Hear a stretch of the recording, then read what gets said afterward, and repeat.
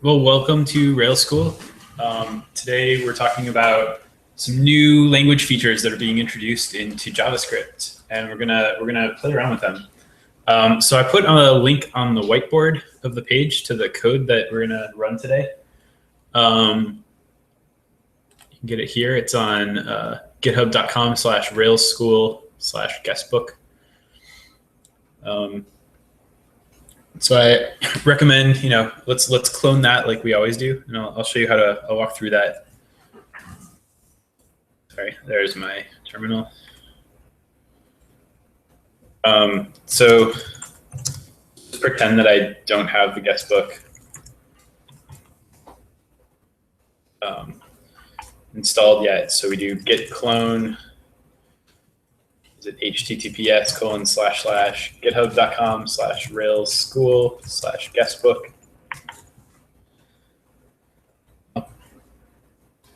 Copy and paste this to the whiteboard as well.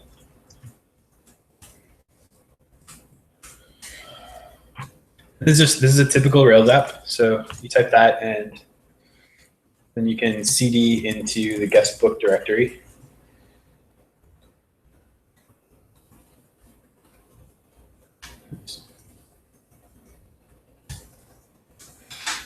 And then you should be able to run bundle install to grab all of the dependencies.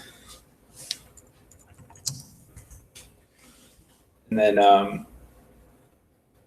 that's going to take a while, but when that's done, you can run rake db:create, and then rake db:migrate. And then finally, you can run Rails server. And those rake commands, we only need to run the first time we're doing this. And that just sets up the local database, which is good. And we'll figure out your Rails issue in a bit. Yeah. Let's go. Is it? Oh, it's like 6:45. Cool. All right. So this is a Rails app. It's going to let us play around with some of the new ECMAScript syntax. So if you go to the main page, we can just create a new event. I'm going to call mine 2015-06-11 Rails School. And this event is just, it's like a code editor, like a code pen or something, where we're going to type our code on the left-hand side. And what actually is happening under the hood is when the code on the left-hand side is valid, it's sending that back to our Rails server. The Rails server is transpiling it from ECMAScript 6 into ECMAScript 5, and then sending that back to our browser to execute. And we have this results panel over here to like show things that are cool.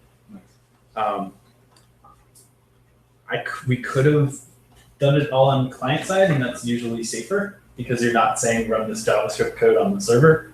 But I didn't want to use the eval keyword. So instead For school reasons or other reasons? I just don't like using eval. What is wrong with you? He has high standards.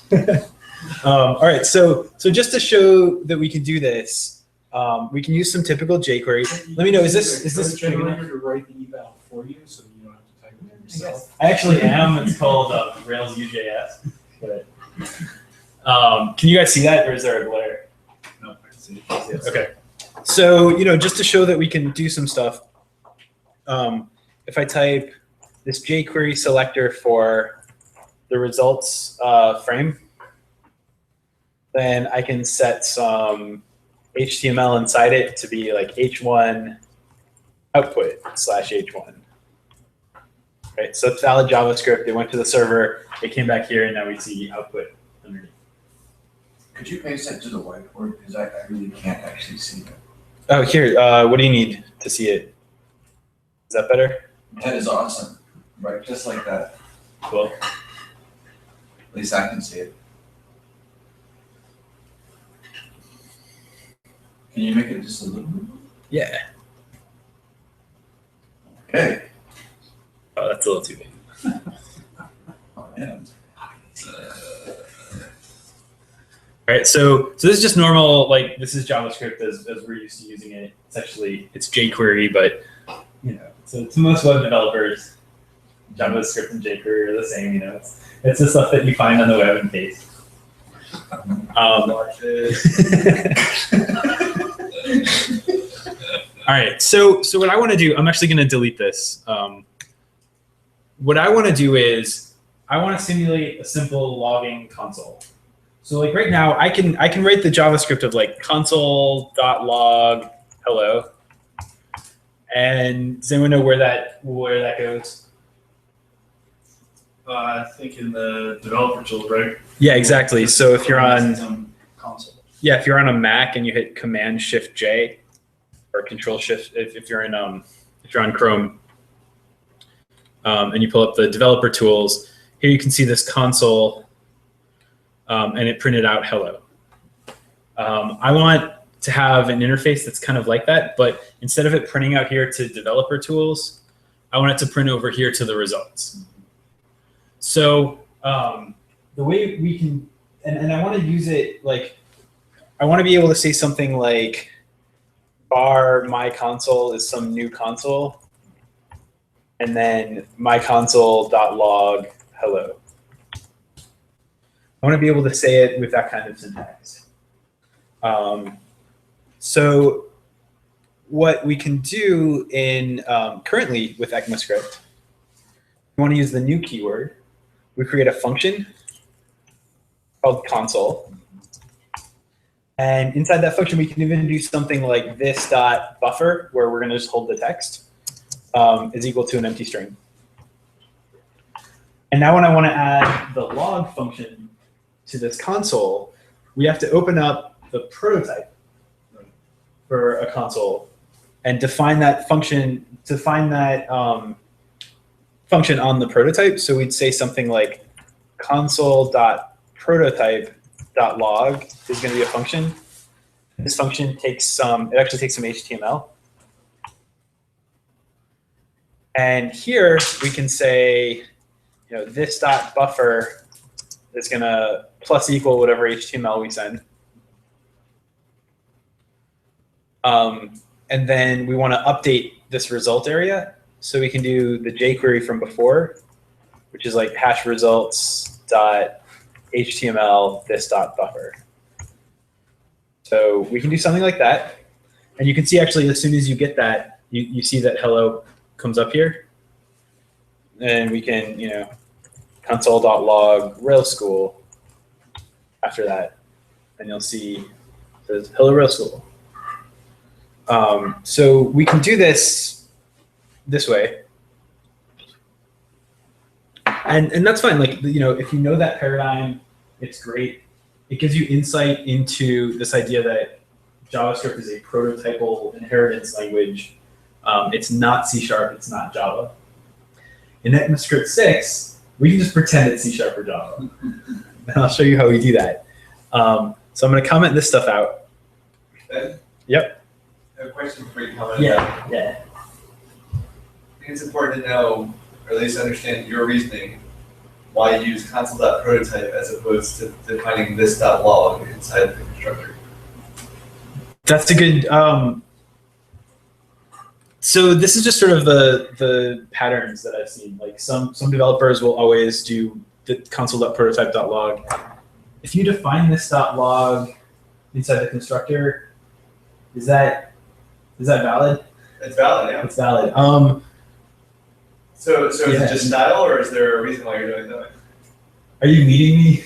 Or I'm asking. Oh, I think it's style. It's important to know because there are two different options here. Yeah, I think it's style. So let's try it. Like instead of doing it that way, I can say this.log is going to be a function.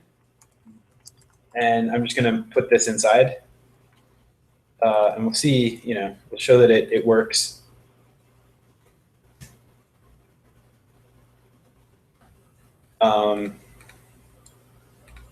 Yeah, so it still works. Changing character inside there. Yeah. There you go. Yeah. So this works as well. I don't remember. I remember hearing a reasoning why one over the other, but I don't know. Do you do it this way typically? I do, it's how I think. Yeah. Yeah. So this also works, right?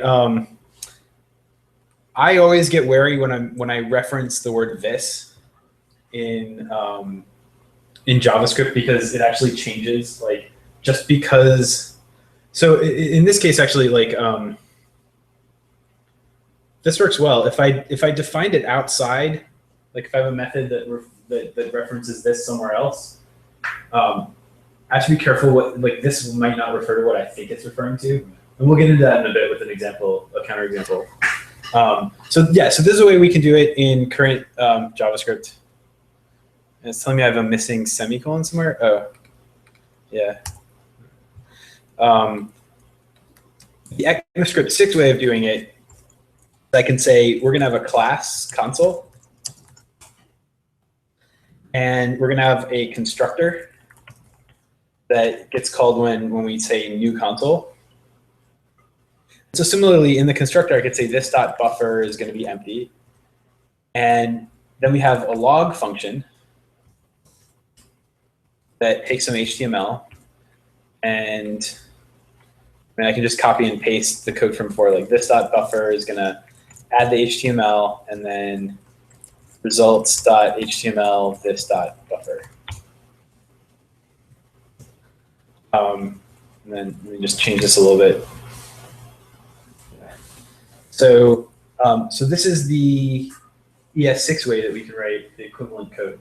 And right now, especially because I'm using a transpiler called babel.js, this is actually producing JavaScript code that is, this is producing JavaScript code that's running in my browser that's more on par with this. Like we might even be able to see what it executes. I open up my, because I'm sending it to the server and getting results back, I can actually look at my network log and make a couple quick changes. And I see the command come back. So it's saying var console is a function that that sets this dot buffer to be empty, and then it's doing some like meta programming stuff with create class. Is it calling it out? Not in here. I think that's in the Rails UJS like code. So yeah, but this code actually looks a little uglier than the code we were doing. But it shows that they're equivalent. But we can make this better, right? So one of the things we can do is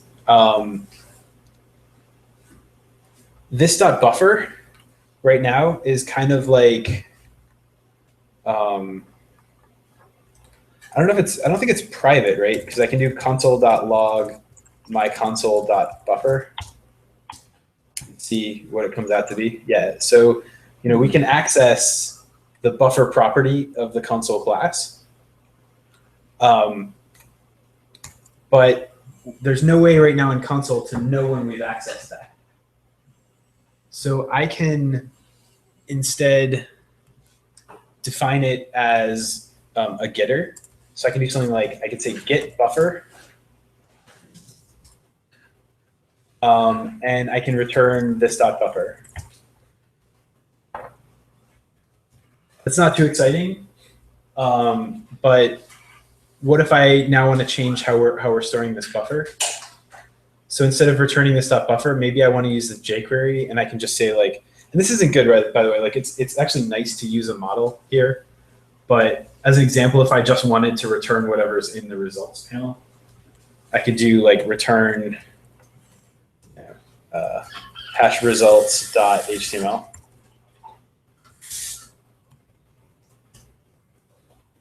And similarly, I could have a set buffer where I can just store I can store the HTML passed into the results div. And then when I want to log something, I could say something like this dot buffer is going to be equal to this dot buffer plus the new HTML. So that's kind of like an append function.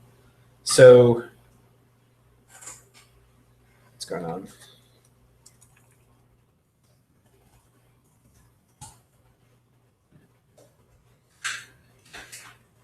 Just wait for that to update. Might need to refresh, man. Yeah, it might have.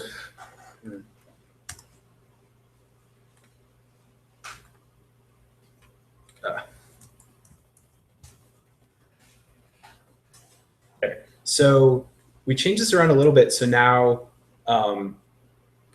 console.buffer acts the same way. It's acting like a property, but now we can hook into when it's being fetched or set.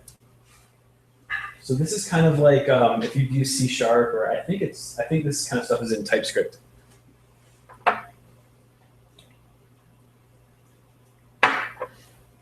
So this is kind of nice. When I log though, I really want each thing to be on its own line. So really what I want to do is I want to inject some HTML here. So if I do something like, I don't just want it to be this.buffer plus HTML. I want it to be plus something else, like stylized HTML. So I'm going to say var, I don't know, styled. And what I want to do is I want to have each message on a new line. So you know what we're seeing actually is because I'm having these getters use jQuery, it's actually kind of messing them up. So that wasn't such a good example. Like I should really have a model that's like this.buffer is empty, and then if I want to get the buffer, I can just return this.buffer.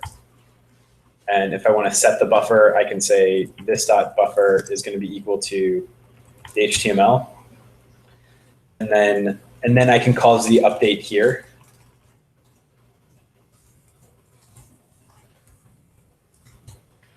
Give me something like that. And then when I want to log something, I'm just going to set what this buffer is, which will call the setter, which is going to cause the update.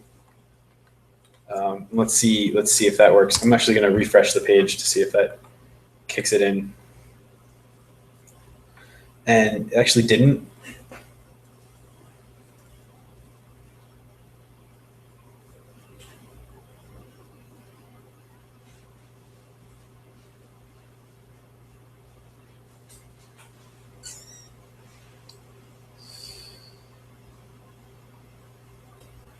Let's see what's going on.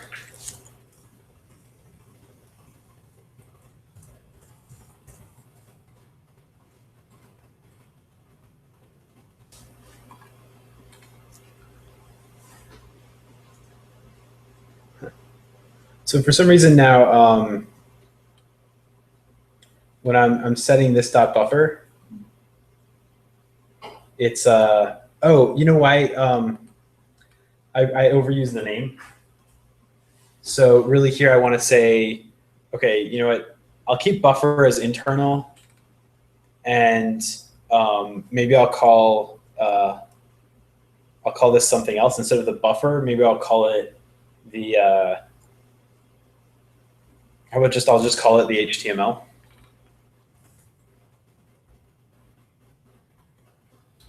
Want to do that instead of setting an underscore? I could do underscore too. But the fact that I'm using a buffer to implement it is I kind of think that is internal. Okay. But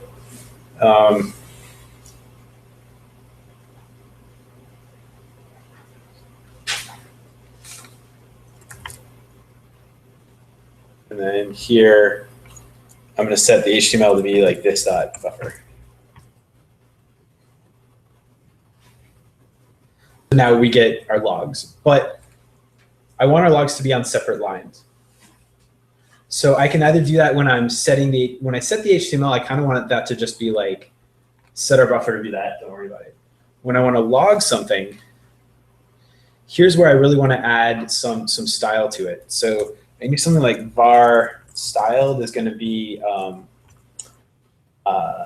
let's put each element inside a result. So I'll say div class equals result. I need like single quote because I'm going to use a double quote inside this. So the div class equals result. And then plus the actual HTML plus /div. And then we're going to add that styled bit to the end. That's adding each of these to a separate result entry. So as I log.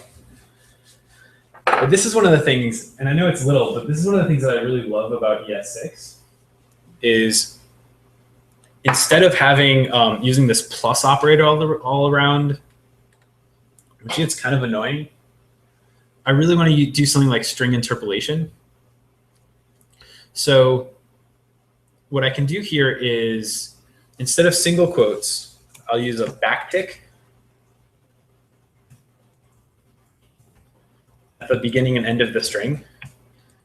And then I don't need the plus, but what I do instead is I say put a $, and then curly braces, and I say this.html. And I can have multi-line strings using the backtick. Or I can pull it up onto the same line if it scrolls off a little bit right now. Oh, looks like it isn't quite working. Yeah, I think that's more. I think you don't want the this in where you have the Here? yeah, that this. Yeah, because the HTML is actually a parameter to this. Ah, thank you. You guys are totally right. Okay. And you know, I could also combine it, right? I could even go back and just say this.html is going to be $this.html, and then the rest of the divs.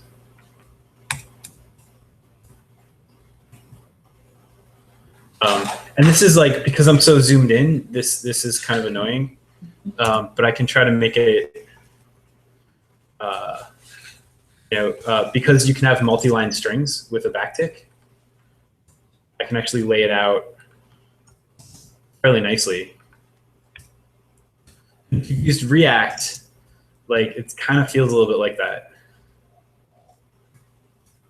Like that's kind of, that's sort of how we can interpolate strings inside JavaScript, which if you use ComfyScript, you can totally do. I think ES6 is making ComfyScript completely obsolete. Like there's really no reason to use ComfyScript anymore. This wasn't the only thing in ES6 that they added from JavaScript, was it? No, also another hugely useful thing is the What's that? the equals. Wow. Right on. Greater than equals? Equals greater than. It's the arrow operator. And so we talked a little bit about like this changing values. No, but this is fun. Yeah, thanks, Ryan. So another thing we can do is like, let's say I want to add a click handler on one of these. So I'll say something like, where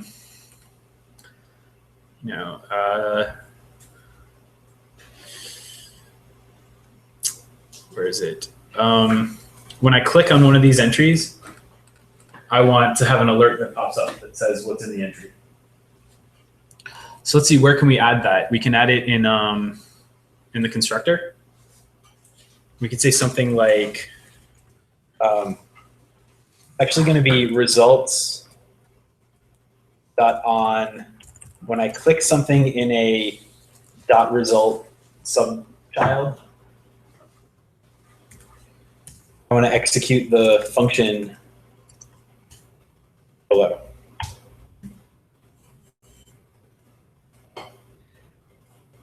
And just like a little bit of cleanup before I do that, I actually want to say $#results.unbind I want to remove all click handlers because this is going to end up running a bunch of times. And then I want like 15 click handlers all added. So that's just like for demo purposes. Here, I'll make this a little more readable.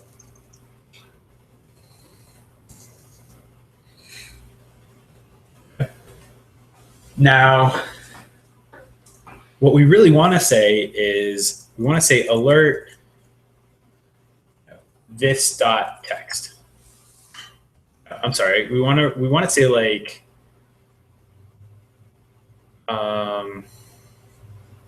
yeah, let's say when I click in anywhere, we want like all of the text to pop up for some reason. So what I really want to say is alert this.html when I click. So what's going to happen? So I click in here and it says undefined. And the reason being that this word this inside a click handler, jQuery actually flipped it up on us. jQuery has changed this to be bound to what I clicked on. Those bastards. Like, I mean, it's really useful, right? Like when I click on something, I actually typically want to access what I clicked, right? So in this case, if I call the jQuery function and click on it, let me try reloading. If I click in here, actually now nothing happens. I must have oh, this .html is not even a function. Maybe it's this .text.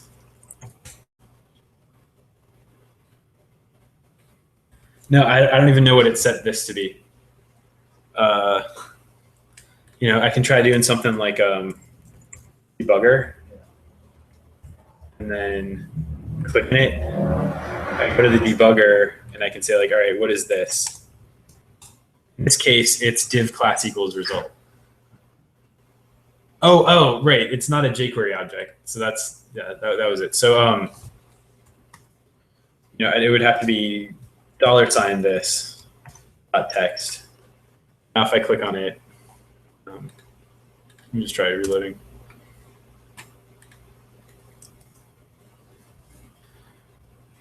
And let's see.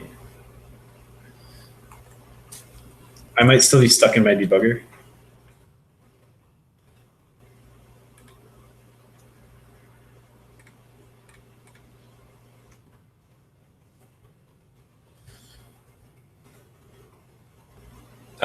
For some reason, it keeps like, it's not storing actually what I'm typing.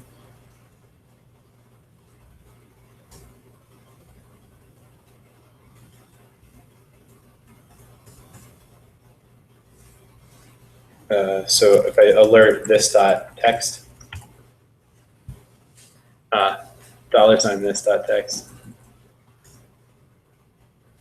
I click on here. This .text is not a function. I don't know. Like it's just this should be really easy. They don't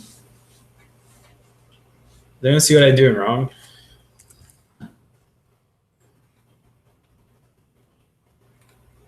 Anyway, this .html. So then I can pop up, you know, what's in this one.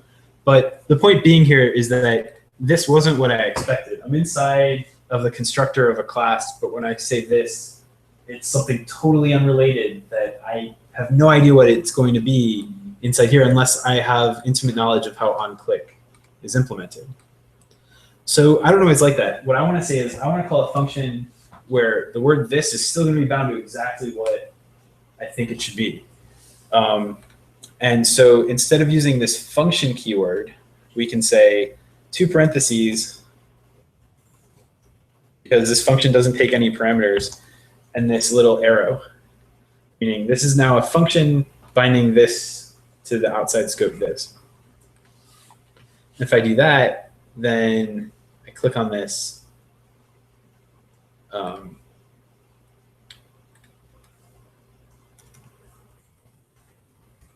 Here, it should be bound to the console object. Let me just, let's see what happens if I click on it. I think this is still the old code. Let me just refresh.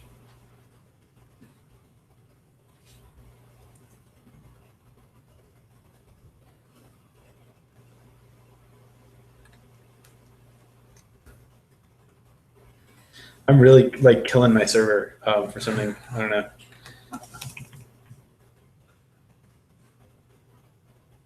All right, and then if I alert this.html, click, it's like the whole HTML of the console. So now this is tied to something else. Let me just check how we're doing on time. All right, we're pretty much getting to the end of class, but that kind of shows a couple of the new syntax features. Just starting to scratch the surface. On the Rails School site, there are a couple links to some pages that list more thoroughly all the new features, and there's quite a few. It's worth kind of reading up on and seeing things like promises are gonna change how you write some Ajax calls. We have things like constants.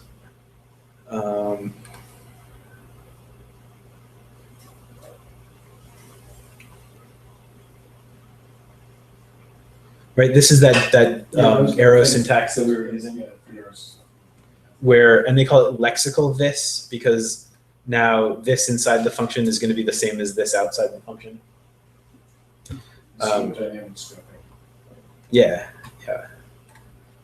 or functional skipping. Well, so really what jQuery does is they call the bind. I think they call the bind operator. So if you have a function, you can actually say bind it, and we're going to change what this is. So here I can say, you know what, this should be the jQuery element results. Maybe something like that, which it already is, right? So I can go back to say I can call this function. So jQuery is setting what this is, but then we're saying nope. Bind what this is when the function is called to give us all of the stuff. That's kind of fun. Wow. It's giving us the entire results div. Or actually, I might results 0. That should be a div. Define that. So yeah, definitely check out the stuff. If anyone wants, we have 15 minutes left. If anyone has any like features that are listed here that they want to play around with, we can start playing around with a couple of them. If there's any that like really catch your fancy. The regular expressions look unusable. Where are they? Regular expressions sticky matching? Is that what you're talking about? Yeah. Let's see if this one has an. I like the examples here better. I don't know why. But let's see if they have regular. Yeah, they don't even list the regexes. So. Yeah, I don't think I would use these regular expressions for anything.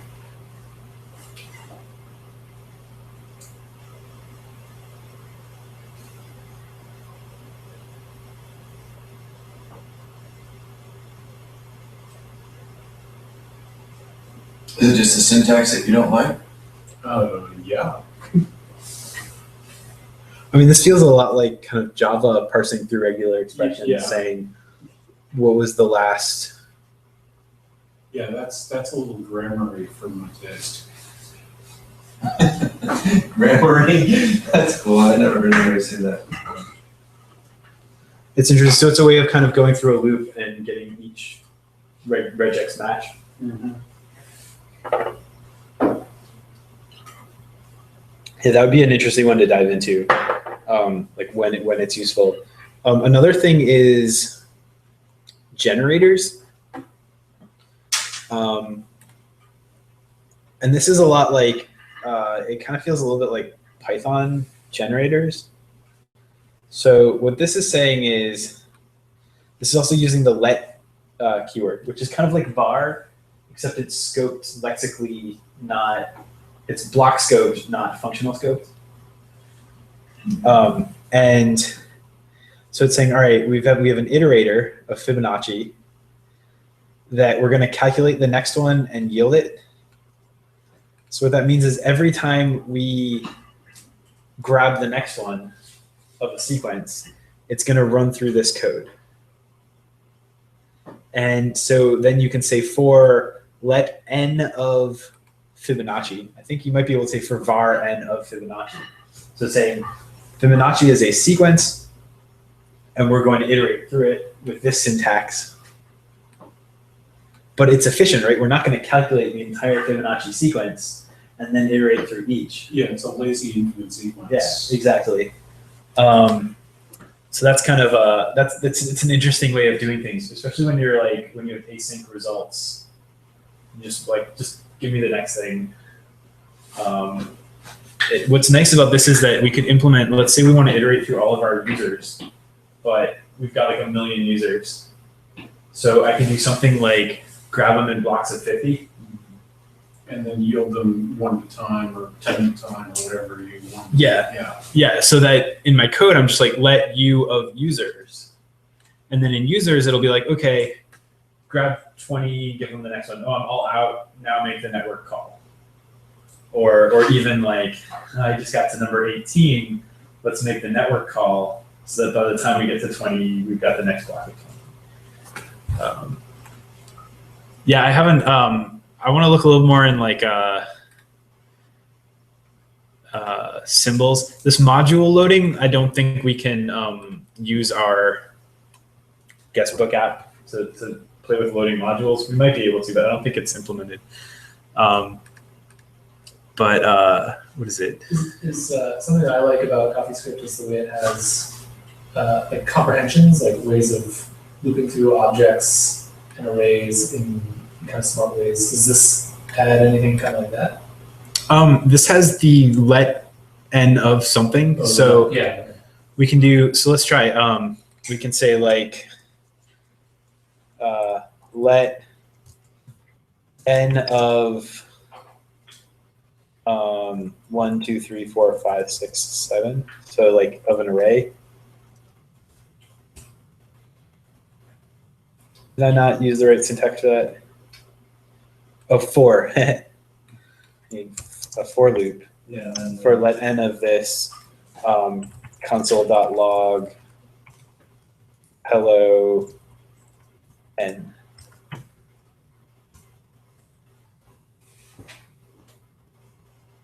Sorry, my console.log n hello n. Oh, look at that. So that's kind of a nice list comprehension. And I could have also done for it has var, right? destructuring line too, right? So you could actually, you could create like a 2D array of subarrays and like grab them off. So I haven't looked up the destructuring stuff yet. What is that? So you can do pattern matching. So you could do the let thing and say let ABC equal list 1, 2, 3. Got it. So I can do like 1, 2, 3. A, B, C. And then it's not. And then you could do var like NOP. Sorry, P. And I could say hello N to the O to the P. Dollar in front of the P. Yeah, I think this might actually work. It's not liking something, but that might be No, that this text editor doesn't quite have support for it.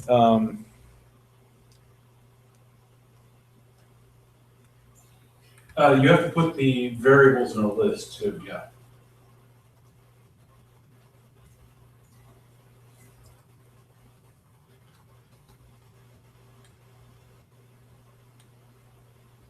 It's not running it for some reason. The server is having an issue parsing this.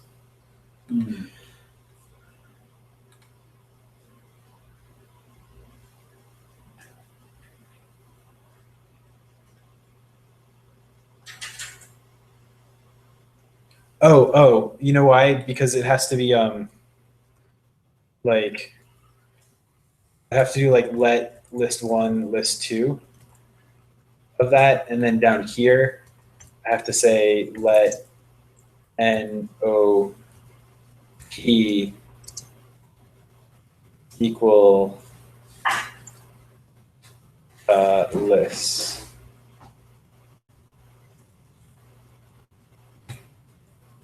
So sorry, let list of these two lists, and Okay, then here let NOP equal list. So then we get hello 1 to the 2 to the 3, hello There you go. NOP to the C. So that's kind of, just new little tweaks that we can do to our syntax to make our code less readable. It's always great. If it's hard to write it, it should be hard to read it. That's right. Make it fair. well, if it was hard to write, then it will be hard to read. Cool. You don't have to do any extra work. I'm gonna stop the recording. I'll definitely have to edit it later.